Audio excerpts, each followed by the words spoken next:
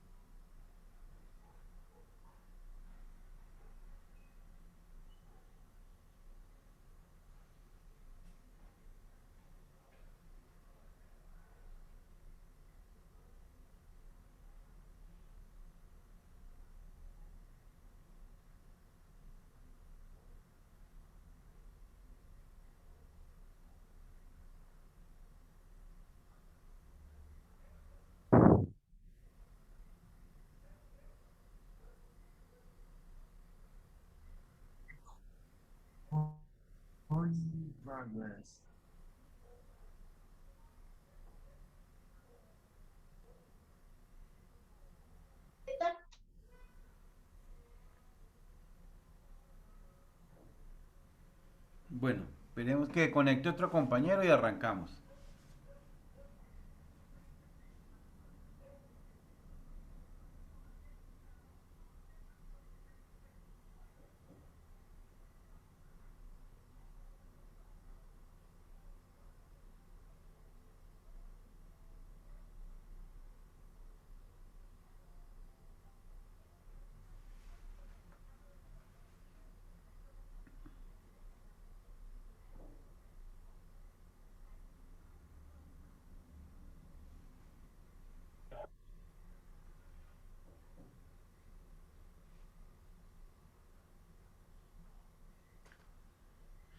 Bueno,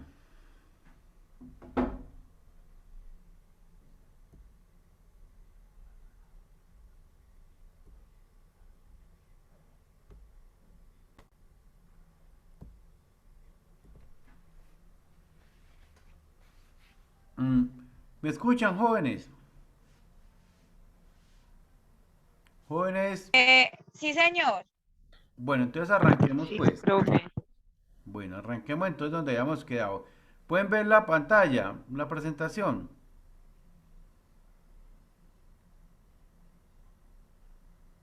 Jóvenes, señor.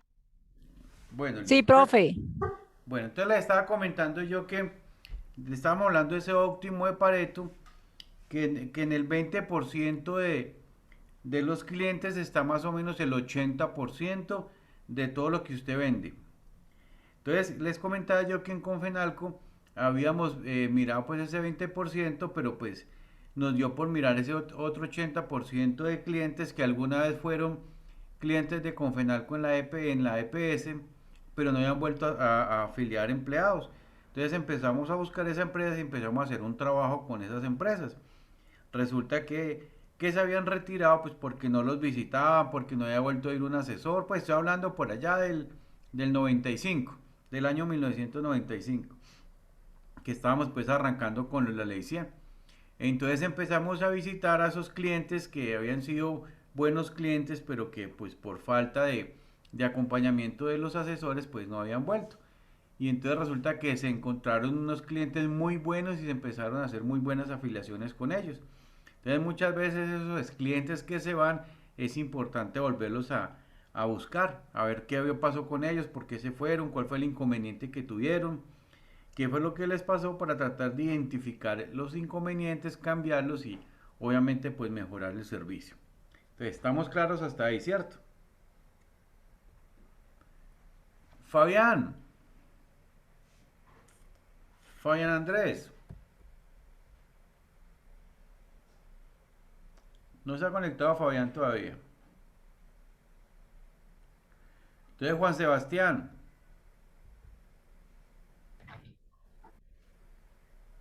Profe, Juan Sebastián, ¿me colaboras por favor con esta parte?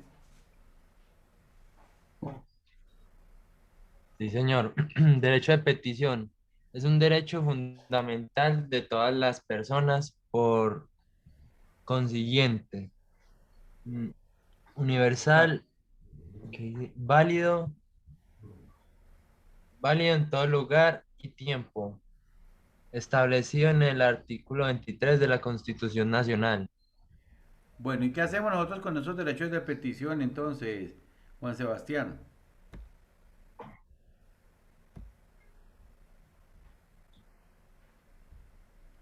Ese derecho de petición es un instrumento que tenemos nosotros para cuando nos están vulnerando nuestros derechos de la salud, del trabajo, de la educación, todos los derechos fundamentales. Entonces podemos colocar un derecho de petición y las instancias, sean particular o privadas, tienen un tiempo de como de 5 días hábiles para contestar el derecho de petición.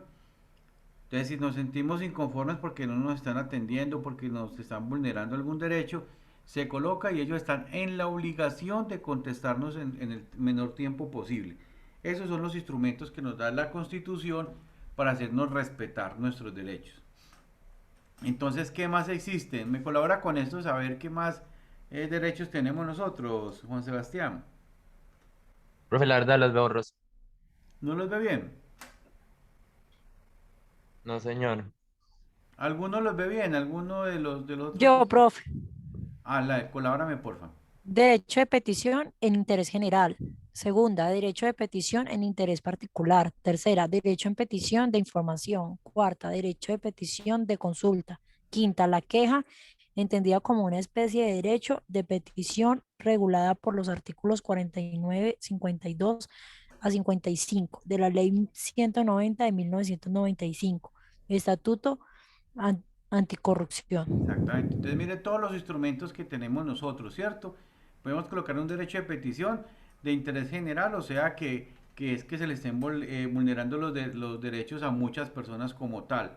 O un derecho de petición ya a nivel particular, ¿cierto? De que me están vulnerando los derechos a mí como ciudadano. Podemos colocar un derecho de petición de información, o sea, algún organismo, puede ser Radian, puede ser la Contraloría, uno les puede mandar un derecho de petición de una información que uno considera necesaria para algún estudio que usted está haciendo o para alguna demanda, entonces les coloca un derecho de petición de información.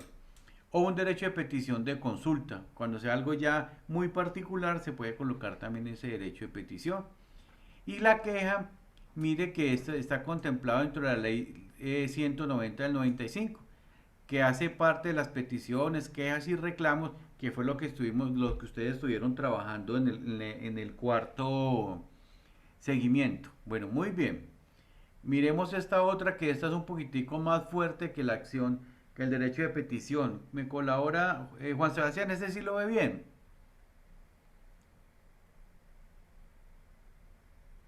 Juan Profe, Sebastián, pues yo le leo lo que pueda. listo, hágale, miremos a ver, Yo le leo lo que pueda. dale, perfecto.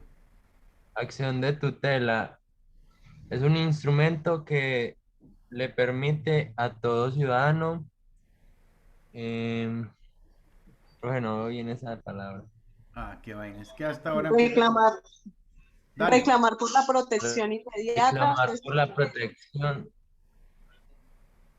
de todos sus derechos derechos constitucionales fundamentales. fundamentales, establecido Algún Artículo en ochenta y el seis artículo 80 85 de la 86. Constitución Política de Colombia, 86, eh, dando protección a los siguientes derechos. Entonces miremos cuáles son los derechos a los que tenemos ahí, que podemos entutelarlos. Kevin está por ahí, ¿no? Kevin, Señor, me colabora con los derechos que podemos entutelar. ¿Cuáles son los que podemos entutelar? Dígame. derecho a la vida, derecho a la igualdad, derecho a la intimidad, derecho al libre desarrollo de la personalidad, derecho a la libertad, derecho a la libertad de cultos, derecho a la libertad de expresión, derecho a la honra, derecho a la petición, derecho al trabajo, derecho al debido proceso, derecho a la libre asociación y derecho a la huelga legal. Exactamente. Entonces, mire, cuando alguno de estos derechos, que son los derechos fundamentales, esos que estamos mirando ahí son los derechos fundamentales que están dentro de la Constitución Política de Colombia. Cuando veamos que nos están vulnerando alguno de esos derechos, podemos colocar una acción de tutela. Si nos están violando el derecho a la libertad o el derecho a la libertad de cultos, que usted ingresó a una empresa, eh, eh, puede ser una empresa particular o pública, y dicen que tienen que ser católicos o que tienen que ser agnósticos, no. Usted está en la libertad de proceder de cualquier culto, ¿cierto? De estar o católico, cristiano, pentecostés, puede estar en la libertad de creer en el que usted quiera, o ser agnóstico, o ser totalmente ateo. Entonces, no están obligados ninguna empresa particular, pública o privada, o colegio, o institución, universidad, cualquier cosa, a obligarnos a un culto en general. No tiene, tenemos la plena derecho de procesar cualquier culto que queremos. También si nos están vulnerando el derecho al trabajo, a un debido proceso, podemos entutelar. Entonces todo esto es lo que hace parte de la Constitución y a lo cual tenemos nosotros derechos. Listo, muy bien, hasta ahí vamos con lo de métodos e instrumentos. Preguntas, inquietudes, jóvenes. No, señor.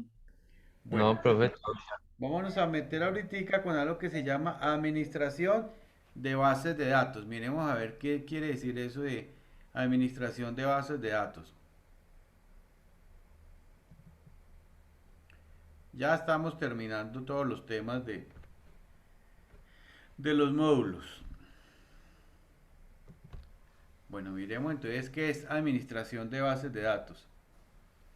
Kevin me iba a leer. Kevin está por ahí con el micrófono sin problema. Señor, Sí, sí, claro, profe. Concepto. Un sistema de base de datos no es más que un sistema para archivar en computador.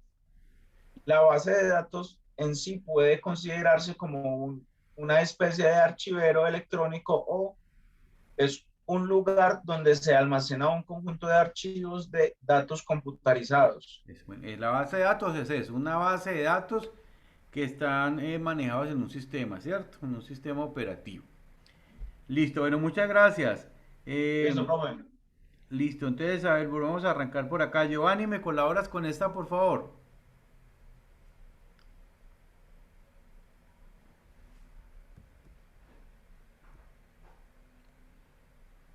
Giovanni.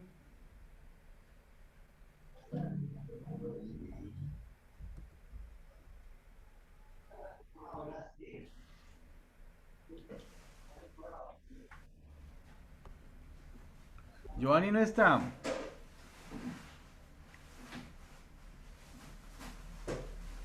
Entonces, Jennifer,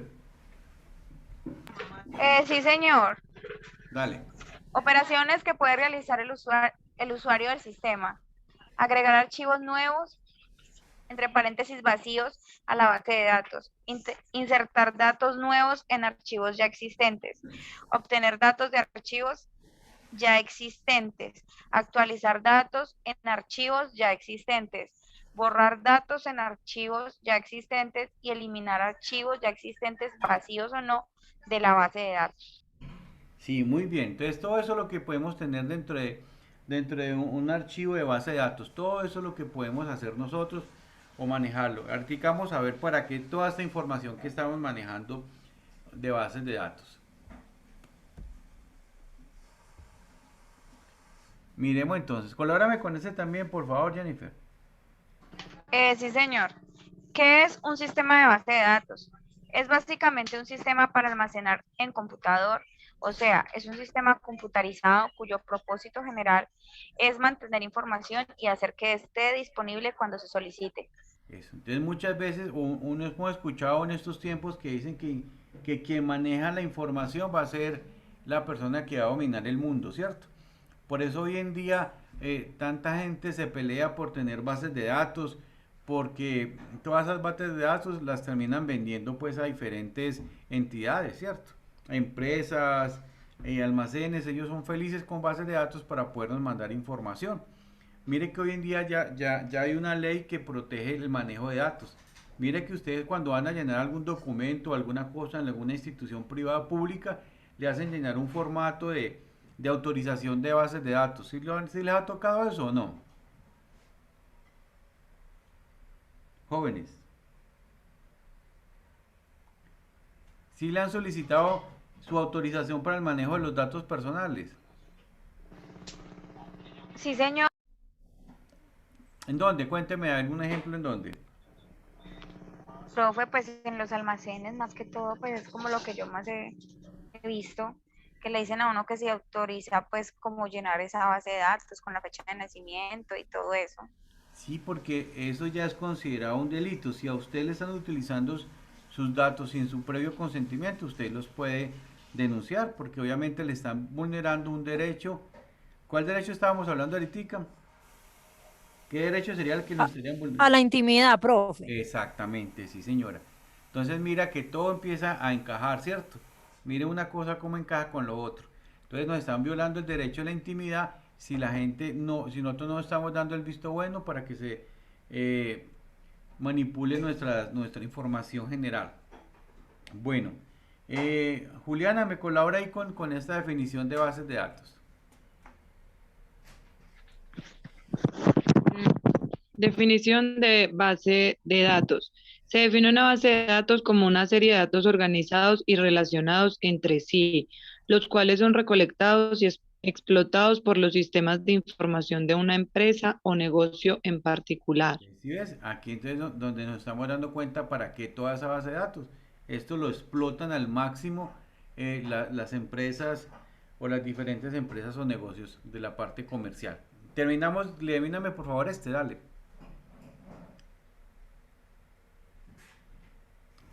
Juliana.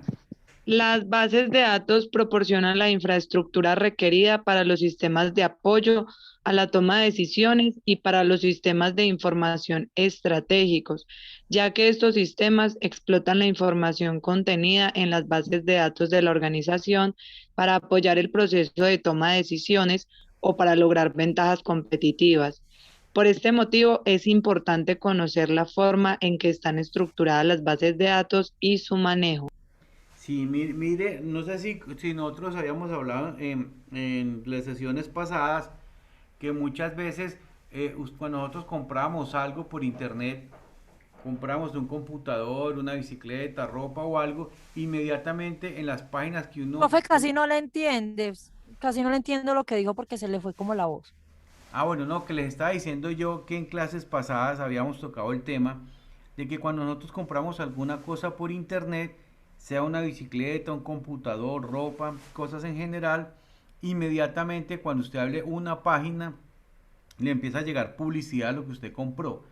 Si usted compra un computador, usted abre por decir algo la crónica o abre cualquier página para usted consultar otra cosa totalmente diferente, le va a empezar a llegar publicidad de computadores. Porque empiezan a jugar con esas precisamente, con las bases de datos de nosotros. Y empiezan todos estos sistemas de información a identificar cuáles son los gustos en sus compras. Y entonces identifican estos gustos de sus compras y empiezan a vender esta información a esas grandes superficies de las personas que más o menos tienen unas características parecidas en sus compras.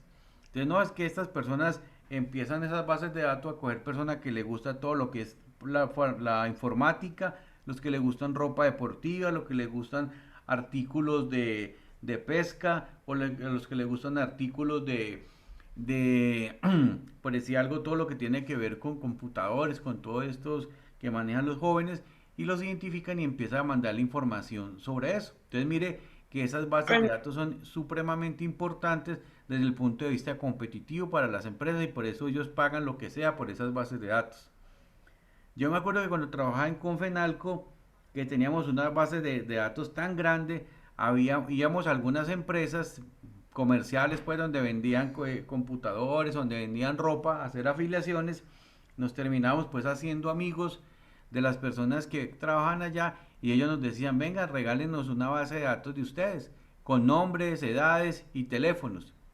¿Ve? ¿Y para qué? Claro, porque ahí tenían ellos para empezar a mandar información de zapatos, mandar información de computadores y entonces inclusive hasta ofrecían dinero, ¿no? Le doy 100.000 pesos por la base de datos que me regale. Entonces mire cómo se hace importante todas esas bases de datos hoy en día y tan delicado pues ese manejo de esa información. Bueno, ¿quién me colabora con esta, por favor? Yo, profe. Dale. Principales. Componentes principales. Datos. Los datos son la base de datos propiamente dicha. Hardware. El hardware se refiere a los dispositivos de almacenamiento en donde reside la base de datos, así como a los dispositivos periféricos, unidad de control, canales de comunicación, etcétera, necesarios para su uso. Entonces, exactamente, el hardware son todos los componentes, los computadores, todos los equipos. Y el software, dale, porfa. Software está constituido por un conjunto de programas que se conoce como Sistema Manejador de Base de Datos, DMBS, Database Management System. Este sistema maneja todas las solicitudes formuladas por los usuarios a la base de datos. Exactamente, entonces mire este software y estos hardware que estamos mirando ahorita, los ingenieros de sistemas hoy en día son unos magos, esos muchachos, para hacer todos estos sistemas operativos que puedan captar toda esa información de las personas que constantemente estamos comprando por internet y empiezan a diferenciarlos, empiezan a segmentarlos y luego empiezan a vender esa información a las empresas. Miren, esos son unos magos realmente estos jóvenes, estos muchachos que empiezan a manejar bases de datos para poder captar mucha información importantísima. Dale, miremos esta otro, por favor. Usuarios. Existen 3 clases de usuarios relacionados con una base de datos. El programador de aplicaciones, quien crea programas de aplicación que utilizan la base de datos. El usuario final, quien accesa la base de datos por medio de un lenguaje de consulta o de programas de aplicación. El administrador de la base de datos, DBA, Database Administrator, quien se encarga del control general del sistema de base de datos. Exactamente, entonces aquí estamos, lo que veníamos hablando, ¿no? ¿Quién es el que organiza, quién es el que programa y realmente quién es la persona al final que es el que se va a beneficiar de esa base de datos para poder explotarla y sacarle el máximo provecho? Bueno, otra persona que me colabore con esta, porfa. Yo, profe, Jennifer. Dale, Jennifer. Dice, ¿por qué utilizar una base de datos? Es compacta, no hace falta archivos de papel que pudieran ocupar mucho espacio.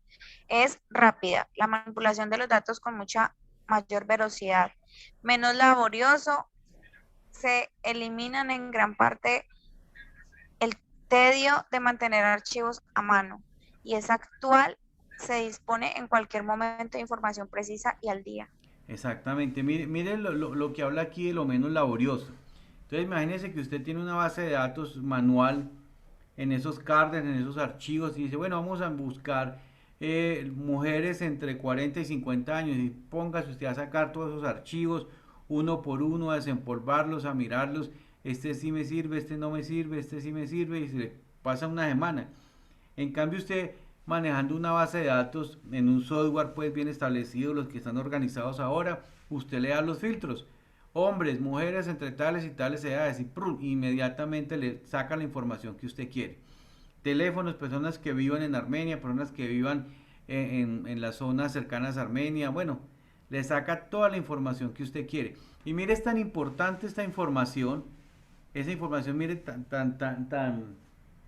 de resaltar, que mire que en muchas ocasiones a ustedes o a cada uno de nosotros nos ha llegado algo que nos dice actualice su base de datos y entra en la rifa de un carro, entra en la rifa de un paseo, entra en la rifa de una cosa. Mire, ¿cómo será de importante tener toda esa actualizada, todas esas bases de datos que le dan premios a las personas para actualizar las bases de datos? ¿O no les ha llegado a ustedes esa publicidad? Jóvenes. Sí, profe, claro. Exactamente, entonces lo que están buscando realmente ellos es lo de menos darle a usted un premio, un computador, un pasaje, una moto o algo, no, lo que realmente les interesa a ellos es poder tener toda esa información de ustedes y para poderla tener a la mano, poderla vender o hacer alguna estrategia comercial con otra empresa con eso. Bueno, a ver, ¿quién me colabora con esta otra persona? ¿Cuáles son las Yo, ventajas del profe. uso de la base de datos? Dale. Globalización de la información. Permite a los diferentes usuarios considerar la información como un recurso corporativo que carece de dueños específicos. Eliminación de información redundante duplicada. Eliminación de información inconsciente. Si el sistema está desarrollado a través de archivos convencionales, dicha cancelación deberá operarse tanto en el archivo de facturas del sistema de control de cobranza como en el archivo de facturas del sistema de comisiones. Exactamente. Mire que hoy en día existen, no sé, ustedes que están más jóvenes y que manejan tantas plataformas, tantos aplicativos, ¿cómo se llama? Instagram, si mal no estoy. Facebook, pero Facebook ya no lo utilizan tanto. Instagram, en todas estas, a ustedes constantemente le está llegando publicidad, constantemente le están llegando que sigan a otras personas. Mire que todo esto es manejo de bases de datos y muchas veces uno lo hace inconscientemente, pero están jugando con nuestra información y la están manejando pues de una forma bien delicada. Bueno, ¿quién me colabora con esta otra? Yo, profe. Dale, por. ¿Esta le hemos leído ya? No. Sí, profe. Listo. Entonces miremos la siguiente. Dale, ¿qué más nos dices? Permite compartir información. Varios sistemas o usuarios pueden utilizar una misma entidad. Permite mantener la integridad en la información. Solo se almacena la información correcta. Independencia de datos. La independencia de datos implica un divorcio entre programas y datos, es decir, se puede hacer cambios a la información que contiene la base de datos o tener acceso a la base de datos de diferentes maneras, sin hacer cambios en las aplicaciones, en los programas. Imagínense todo lo que se maneja con eso y muchas veces nosotros nos damos cuenta en qué nos estamos metiendo. Bueno, otro que me colabore con esta, por favor.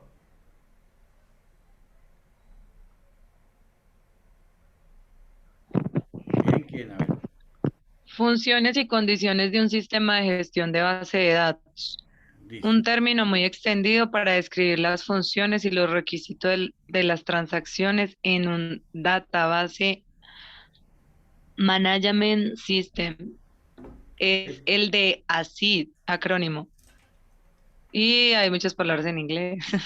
No, solamente. Atomicida, consistencia, aislamiento, durabilidad. Estos 4 parámetros cubren los requisitos más importantes de un sistema de gestión de base de datos. Listo, miremos a ver qué más nos dice acá con respecto a lo que estamos mirando. ¿Qué es la atomicidad? Colabórame con este, porfa. Designa la propiedad todo o nada de los gestores de bases de datos para que una consulta sea válida y la transacción se complete correctamente. Se ha de llevar a cabo en el orden correcto de pasos. La consistencia o coherencia se da cuando al finalizar una transacción la base de datos sigue siendo estable, lo que requiere la supervisión continua de todas las transacciones. Exactamente, todos estos conceptos que estamos viendo ahorita son conceptos prácticamente que se están manejando en esta era digital en la cual estamos todos inmersos. Bueno, muy bien, muchas gracias. Miremos entonces, ¿qué más nos dices? Colabórame con esta, porfa. El aislamiento es la condición que garantiza que las transacciones no se obstaculicen unas a otras, algo que normalmente se logra con ciertas funciones de bloqueo que aíslan los datos que participan en una transacción. La durabilidad significa que en un sistema de No es general de base de datos, Sí, dale. ¿sí? Todos los datos se guardan a largo plazo, incluso tras concluir una transacción y también o especialmente en el caso de fallos del sistema o caídas del SGBD. Para esta condición son esenciales los requisitos de transacción que protocolizan todos los procesos que tienen lugar en el SGBD. Miren, les cuento algo muy importante con esto de la durabilidad, del aislamiento y de todos estos registros. Resulta que anteriormente las personas pensionadas, obviamente pues a las personas pensionadas les pagan ya por el banco, les paga directamente, les consignan una cuenta y las personas ya sacan su dinero con la tarjeta de débito, ¿cierto?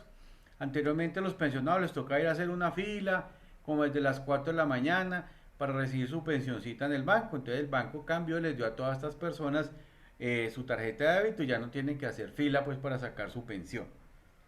Resulta que esto en cierto modo se convirtió en algo bueno, pero luego se convirtió como en un arma de doble filo para las entidades y para el gobierno. ¿Por qué? Porque resulta que estas personas, cuando fallecían, ¿cierto? Les seguía llegando la pensión. Pues porque para el banco no se sabía que la persona había fallecido, entonces le seguía llegando la pensión y entonces por lo regular la persona más cercana a la persona pensionada pues iba con la tarjeta y seguía haciendo el retiro del dinero. Hasta 2, 3, 4, 5 meses pues hasta que el banco se daba cuenta en una actualización de bases de datos que la persona pues fallecía. Entonces obviamente pues ¿a quién le iban a reclamar? Pues era prácticamente imposible, estaban perdiendo dinero. Entonces en todas estas bases de datos, todos estos software que hicieron que ahorita el médico cuando le certifica a la persona que fallece, se llena un documento pues de que la persona falleció, el acta de defunción. Esta acta inmediatamente se tiene que subir a una plataforma y esa plataforma inmediatamente se enlaza con las plataformas de los bancos donde están las pensiones. Entonces si la persona falleció hoy, entonces hoy el médico le está haciendo pues el acta de función, ya lo lleva allá obviamente pues a facturación en la clínica o en el hospital, obviamente para que le hagan el pago a esta persona, la EPS, entonces tiene que anexar el certificado. Ese certificado se va y en cuestión de 2, 3 días se está subiendo ya al sistema, se cruza con los sistemas de los bancos y a la persona pum, de una le bloquean la pensión y ya obviamente se pierde la pensión ahí porque ya se perdió. Si ya no tiene esposa o esposo, no hay quien herede la pensión, pues muere la pensión. Pero mire, hasta el punto que llegó todos estos sistemas de gestión que lograron unificar realmente esa forma para evitar que el dinero se les estuviera perdiendo. Profe, una Dígame. pregunta. Por ejemplo, si una persona se llega a morir y paga pensión, ¿cuánto tiempo tiene que tener cotizado para la familia tener derecho a esa pensión? Pues a ver, uno es que si no tiene el tiempo necesario cotizado, le devuelven lo que ha cotizado la persona, pues. Pero más o menos estamos hablando de tener, actualmente se deben de tener alrededor de 1.300 semanas para poderse pensionar. Si la persona pasó de las 1.000 semanas, le hacen pues como una compensación y más o menos se alcanzan a darle una pensión de un salario mínimo. Pero si es de menos de las 1.000 semanas, me parece que no alcanza a pensionarse y le devuelven los aportes que han hecho. Si está en un fondo privado, le devuelven los aportes porque en el fondo privado usted tiene una cuenta que es donde usted va consignando su dinero, entonces le devuelven esa plata que tienen en la cuenta a usted más los intereses pues que se han generado y por lo regular es muy buen dinero. Pero si está en Colpensiones, en Colpensiones no hay una cuenta individual, sino que es una parte grupal, global. O sea, el dinero que usted aporta a Colpensiones se va para un grupo. Ahí no hay una cuenta individual, sino es una cuenta total. Y esa cuenta, entonces si la persona fallece y va a reclamar, obviamente es mucho más poquito lo que le paga un fondo privado. Porque ahí simplemente ellos van a hacer es una compensación de lo último que ustedes se ganaban, lo que aportaban, y sale por ahí con la tercera parte de lo que le pueden haber pagado a una persona que está en un régimen privado. Pero si usted se va a pensionar, es mejor pensionarse por Colpensiones que por el privado. Ahí es pues como la otra cara de la moneda. No sé si fui claro o todavía quedas con dudas. No, profe, sí, muchas gracias. Listo, más o menos de 1000 semanas no se alcanzan a heredar la pensión, pero sí pueden reclamar el dinero. Importante que lo reclamen. Bueno, entonces evolución de los modelos de bases de datos. ¿Quién me colabora con ese?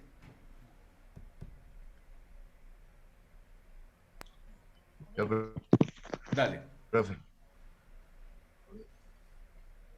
Evolución de los modelos de bases de datos. Las diferencias entre los modelos de bases de datos bases más habilidades es resultado de la evolución técnica de la transmisión electrónica de datos, que no solo perseguía la eficiencia y la manejabilidad, sino también el empoderamiento de los fabricantes más renombrados.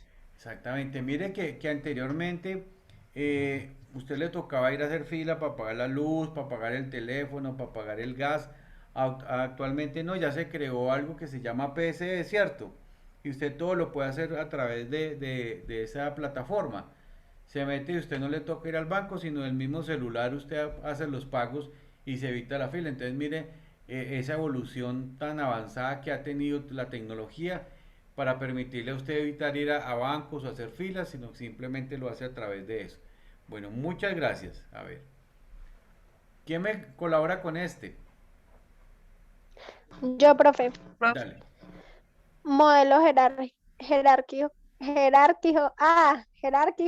de base de datos. Muy bien. Este es el modelo más antiguo, hoy superado en gran medida por el modelo relacionado, entre otros. Si bien recientemente su empleo ha sido creciendo, XML utiliza este sistema para guardar datos y algunas compañías de seguros y bancos recurren a las bases de datos jerárquicas, sobre todo en las aplicaciones más antiguas de base de datos. El sistema de base de datos jerárquico más conocido es IMSDB de IBM. Eso, entonces todo esto son los software que existen para manejar bases de datos, ¿cierto? Entonces esto es como manera de información general de que los conozcamos. Colabórame con ese también, porfa. Listo, profe. Base de datos en red. El modelo en red se desarrolla casi de forma simultánea al relacional, aunque con el tiempo sería superado por la competencia. A diferencia del modelo jerárquico, aquí los registros o récords no revelan relaciones padre e hijo estrictas, sino que cada registro puede tener múltiples precedentes, lo que le da la estructura en red de su nombre. Para acceder a un registro tampoco hay, por eso mismo, un cambio único e invariable. Sí, señora. Todo esto lo que estamos mirando, esa manera pues ya sin meternos mucho pues en el cuento de esto, porque pues ya sería prácticamente otro semestre para entender todo lo que son bases de datos. ¿Quién me colabora con esta otra, porfa? El registro Yo, situado en profe. el centro de la imagen puede accederse en teoría desde los otros 5 y accediendo a él puede accederse a otros 5 registros. En el modelo en red también pueden definirse dependencias. El registro situado más arriba no está conectado directamente con el de más a la derecha, de modo que para llegar a él ha de pasar por el del centro, que puede aceptar o denegar el paso. Podría entonces establecerse contacto con el de arriba a la izquierda. En el modelo en red, los registros pueden añadirse o eliminarse sin que la estructura global se vea afectada. Bueno, en cualquier momento se corta la clase, ¿cierto? Entonces nos conectamos inmediatamente para poder terminar con la clase que teníamos pues para el día de hoy. Entonces en cualquier momento se va a cortar, ¿sí? Entonces nos conectamos de una vez. Bueno, aplicaciones de las bases de datos en el CMR.